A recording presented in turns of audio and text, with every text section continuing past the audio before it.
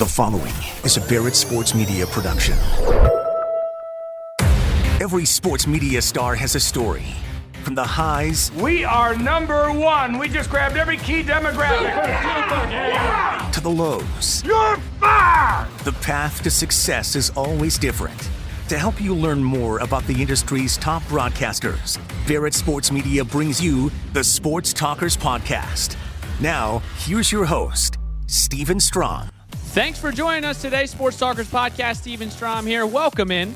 JR Jackson is going to join us in just a few seconds here. If you don't know JR, he's a CBS Sports Radio weekday host from 10 p.m. to 2 a.m. You probably have heard him in your car if you're driving around late at night. He also hosts a Saturday show on WFAN in New York. The thing I like about JR is he's a lot of things. He didn't go to a Syracuse or a Fordham, any big-time broadcasting school like myself. He didn't get his foot in the door even at a local station.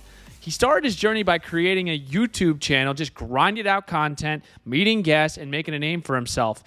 And when you think of self-made, JR comes to mind. He talks about his journey, his media tour with the Special Olympics that's impacted many lives, and what Chris Mad Dog Russo said that still irks him today. Make sure to rate, subscribe, and review the Sports Talkers Podcast. Without further ado, let's welcome on JR Jackson.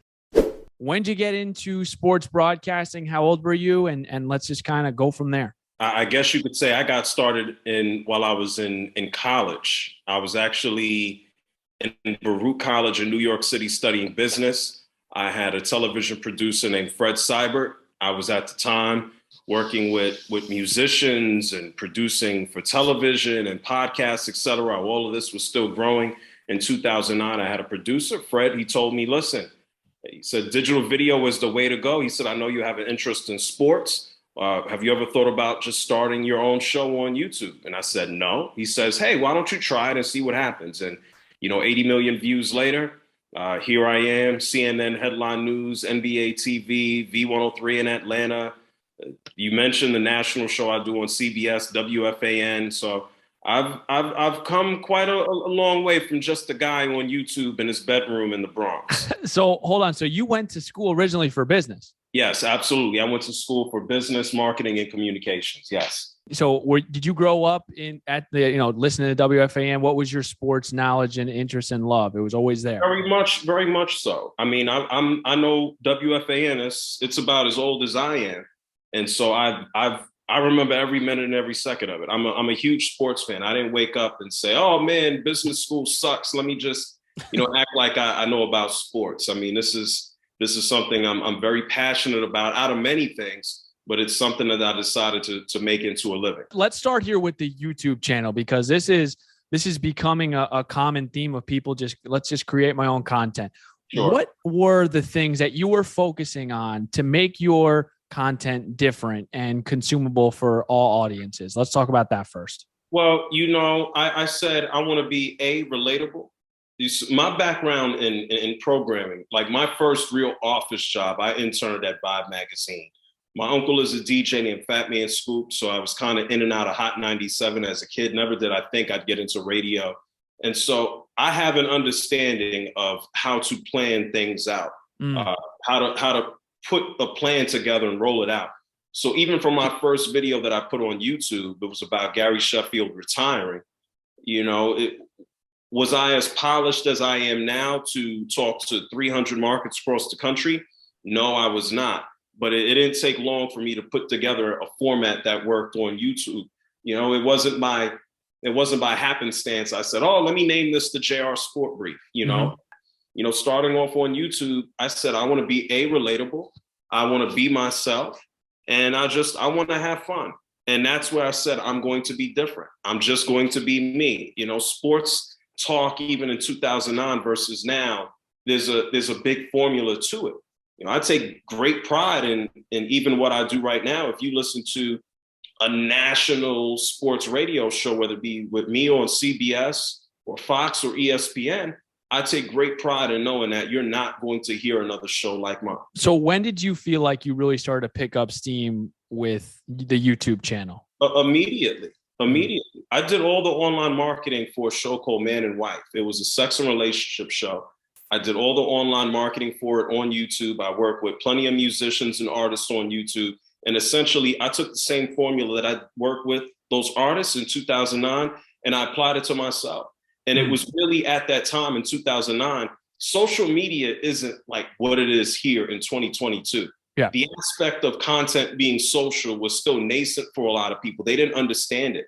I basically put a YouTube video out, took the biggest topic, whatever was topical for that day. And I said, hey, I think, the Los Angeles Lakers need to do this or put this with Kobe. What are your thoughts? No different than what I do on the radio, except for I'm doing it on the radio now versus YouTube, where you get an instant reaction via comments. I would include not listeners, but viewers in my YouTube videos. They would leave comments. I would edit those comments into my next views or my next videos. So there was a gradual climb for my YouTube channel. It was a gradual climb. What was the goal, the end goal for you during this creation with YouTube?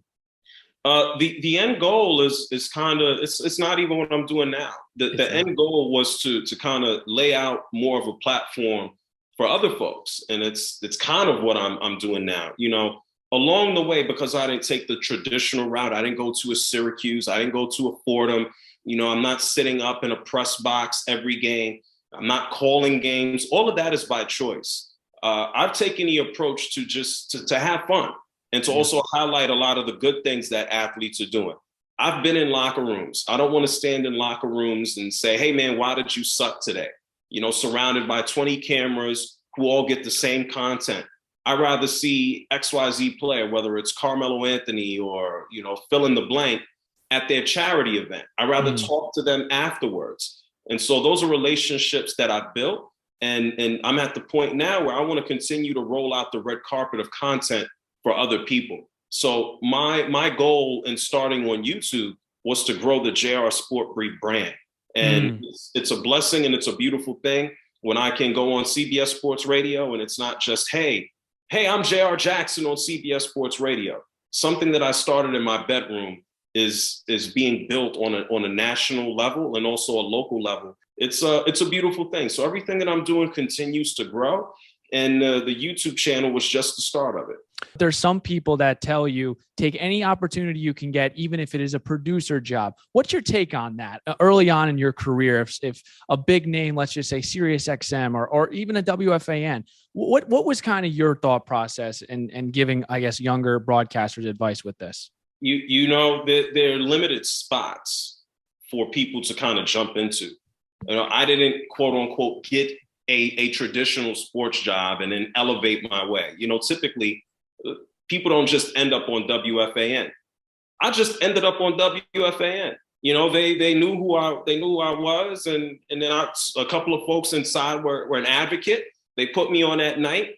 And then a couple of weeks later, Boomer Esiason is calling me late at night, telling me how good I am. So it wasn't a process for me to say, let me just get my foot in the door somewhere and try to climb the ladder.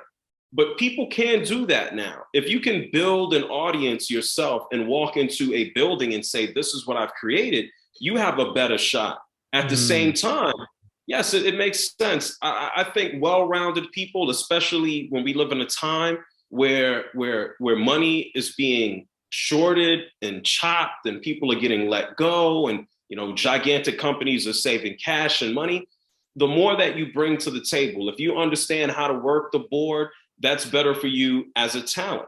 If you don't know how to work the board and you're trying to work it as talent, and they're not going to pay you in a board op if you can say, hey, I can do all of it myself. And so the more you know about business, the more skills and talents that you bring to whatever place that you work, the better off you are and the better off you can be. That's a great point. So how did you get your in at WFAN? So, this is what happens when you're around long enough. So even before WFAN, people knew who I was, especially in New York City.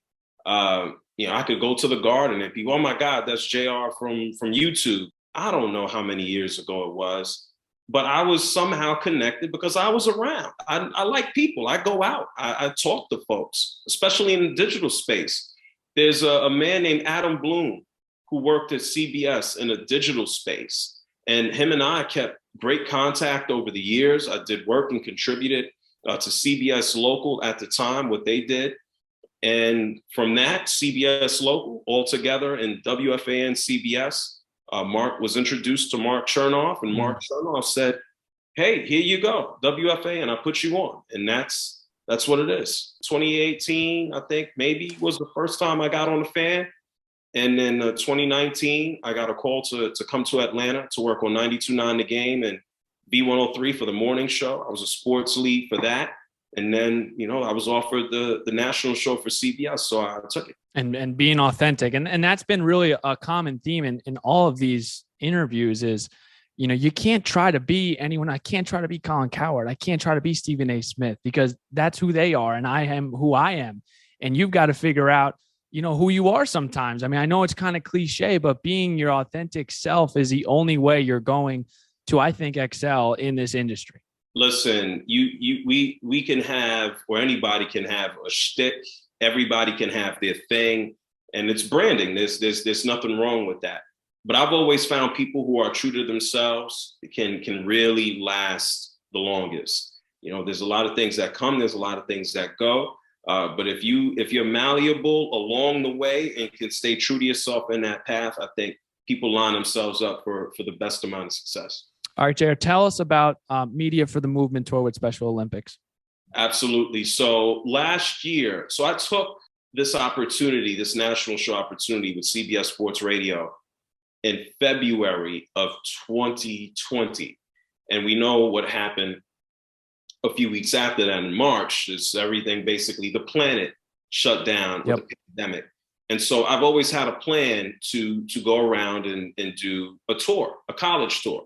To go ahead and talk to students and broadcast my show, et cetera.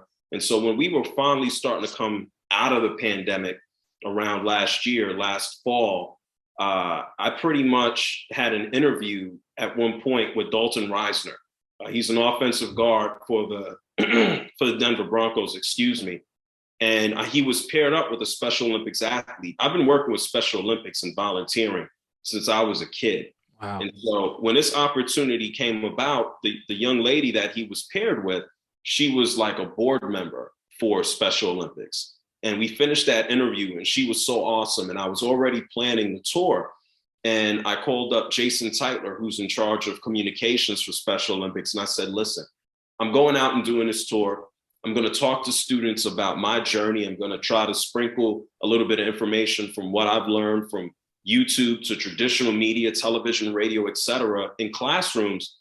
But we are in such a combative state that I would love if Special Olympics is a part of this tour. And so we called it the Media for the Movement Tour.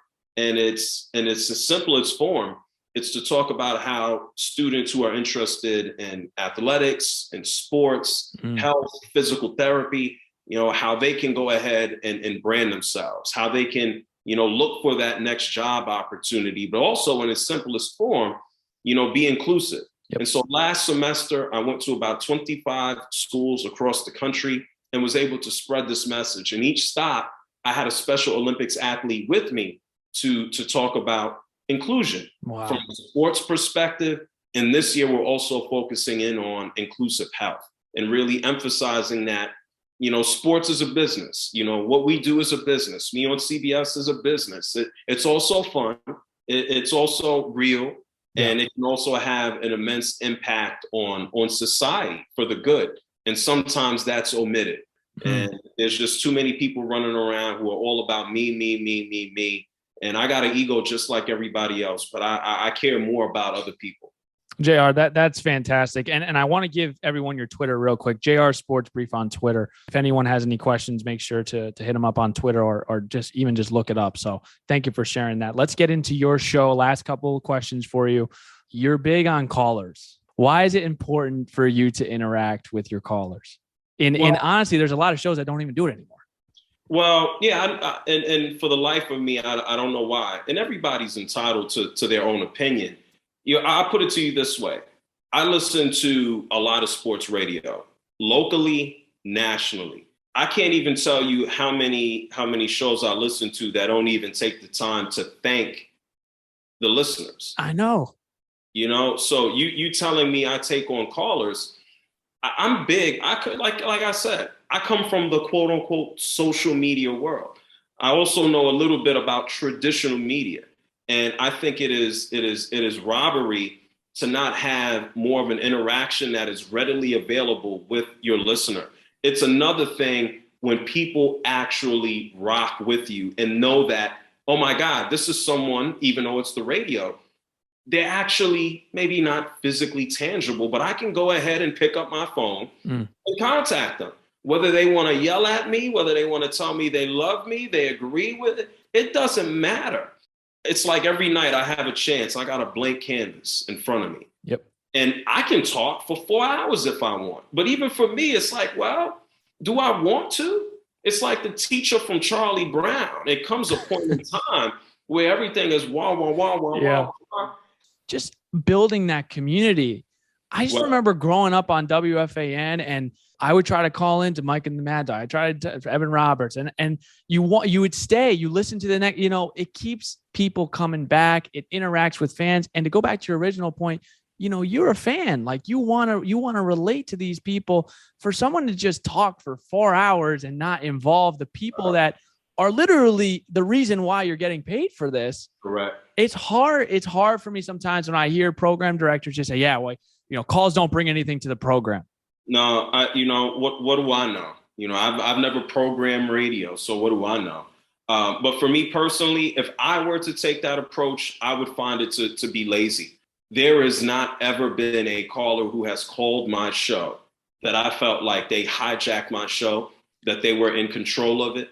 Even if they felt that was the case, and even if they want to go left, you have to understand how to control and manage the situation. People who shortchange the listeners and just go, I'm going to say this, it's your job to listen, this is how we formatted it. Man, that's boring as hell to me. Radio is primarily, it's white. It is white. You look at these different hosts, it's white. You are one of the very few full-time Black hosts. What does that mean to you? Well, first, I represent myself. That's first and foremost. And when I started even on YouTube, even prior to, even radio or television, as I said, I'm going to be me. It is obvious as hell to most people by looking at me that I'm Black. I'm as black can be. And here I am. I got a beard. I got an afro. You can see that now, or you could have seen it 10 years ago. I'm Black. And the fade looks great over here. Taper faded. Very nice. Thank you. I have an excellent barber. Her name is Tiffany. She's absolutely amazing. Shout out Tiffany. Yes, shout out to Tiff the barber in Georgia. I have always said, I'm going to let who I am speak for me.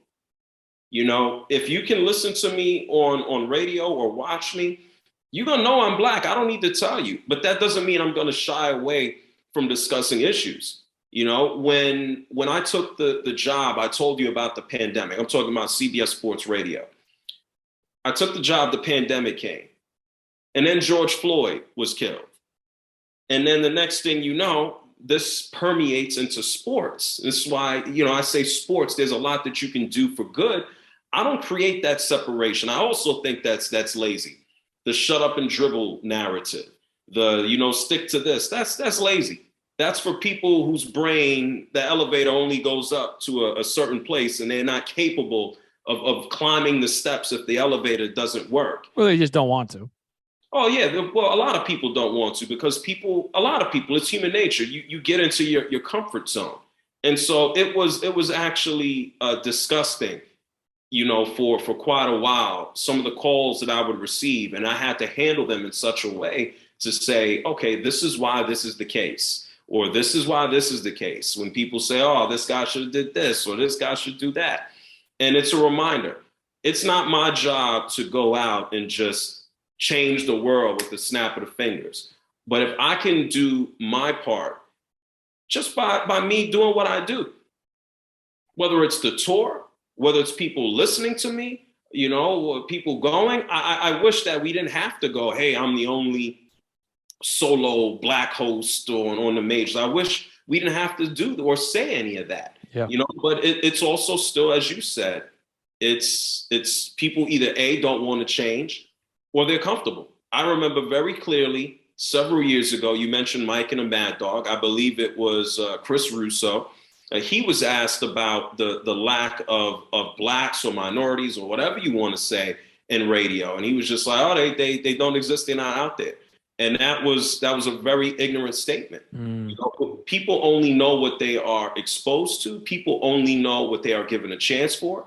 I've had a program director at one point in time tell me that they were concerned about my sports knowledge. And it's just like, you're basing that off of what exactly? Just by watching my video reel? I've had television producers tell me, well, you're not loud and wild enough. And it's just like, well, you put me on television. You want me to stand on the table and yell? And so when I talk about authenticity, I understand that people will look and listen at times and go, oh, he's black. Oh my God, he's black, but he's good, or he talks that. Like, that's the type of stuff that we need to get away from. Yep. I'm realistic enough to know that all of these things change in time. And that's a solid reason why, like, I'll anybody if I can go ahead and help them out, because I understand what it means to walk into a room, into a TV studio, you know, pre me having an afro and a beard, and me walking in with a suit and a tie and being asked, oh, what camera are you going to operate? And it's just like, no, I'm going to stand on the other side of the camera and actually do this news broadcast for CNN. Oh, you work for us? Yes, I do. I'm about to do my hit. And so I can go on and on about some of these unfortunate stories and situations, but that's why I keep going. And it's not just for myself. It's for anybody who feels that, man, you know, I can't get a break. We live in such a great world right now where you can go ahead and get and make that break yourself. All right, JR Jackson, everyone, JR Sports Brief on Twitter. Make sure to check him out. Thanks, everyone, for listening. Make sure to check out all the other podcasts on BarrettSportsMedia.com. We're on Spotify, Apple, Amazon, Google. JB, always has us covered. And also, we've got great articles every single day. We're informing you. We're entertaining you. We've got such great writers on this site every day, waking up and reading. Inform yourself. As always, we are back on next Thursday. Have a great weekend. I'm Steven Strom, and thanks, everyone, for tuning in. We'll talk to you next week here. Thank you for listening to the Sports Talkers podcast with Steven Strom. A reminder that each episode can be found on iTunes, Spotify, and most podcasting platforms. To stay up to date on future episodes, visit BarrettSportsMedia.com.